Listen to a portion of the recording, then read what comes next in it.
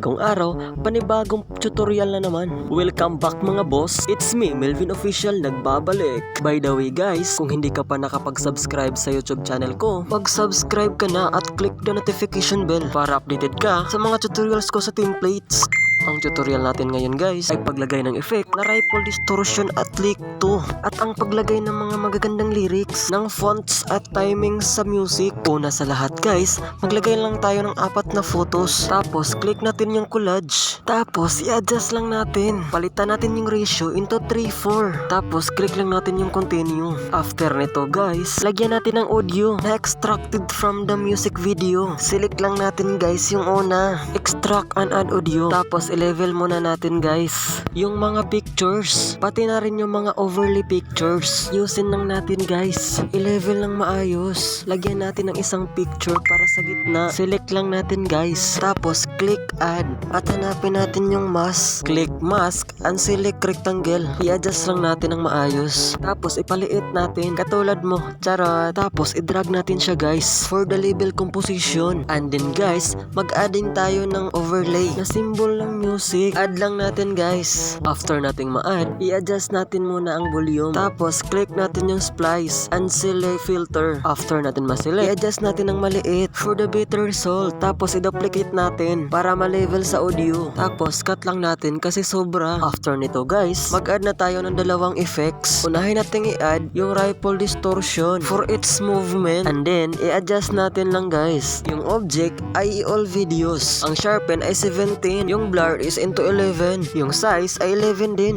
speed is 10, intensity is 9, and the twist is 27. At pagkatapos, click lang natin yung check, tapos drag natin. Kailangan talaga ng timing yung ripple distortion guys. Ito yung result niya, napaka smooth ng movement, pero ito talaga yung proper timing niya guys, yung smooth lang. Mag-add na naman tayo ng bagong effects in the light effect, which is yung lick 2. Then adjust all videos natin yung object, tapos i-drag natin para ma-level, tapos i-zero natin yung speed niya, 75 yung atmosphere, then click yung check.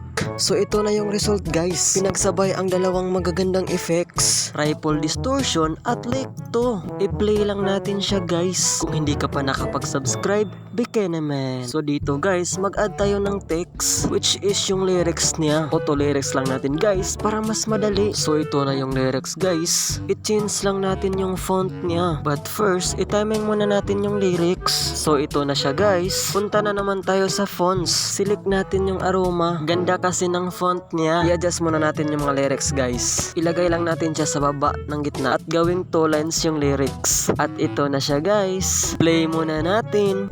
For the subscribe. So napaka basic lang mag-edit sa CapCut guys, be consistent lang sa paggawa ng mga templates, and then export na natin guys and save to device. Wait lang natin matapos guys, and then click natin yung post as template, then click escape, select 5 images, then click post, name of your template and describe your template, then click post. Wait lang until matapos guys. It is now creating template. Pagkatapos ma-upload, punta lang tayo sa profile, tapos i-check ang template na ginawa natin. So ito na siya guys, paki-like and share our video, paki-subscribe na lang din guys para updated ka sa mga bagong video ko. Hanggang dito na lang guys, thank you for watching, always take care and God bless. Thank you for watching guys, bye bye.